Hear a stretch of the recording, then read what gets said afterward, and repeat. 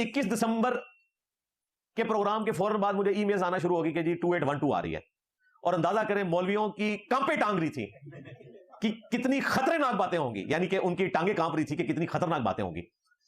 انہوں نے ابھی میری ویڈیو نہیں آئی ہے تو کلپ بنانے شروع کر دیے پریشانی کی وجہ سے.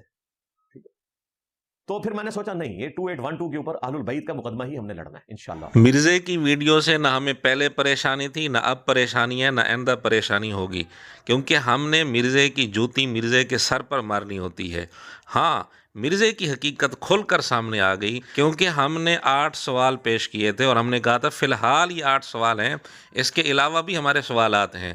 لیکن ان 8 سوالات میں سے کسی ایک پر بھی مرزے نے بات نہیں کی.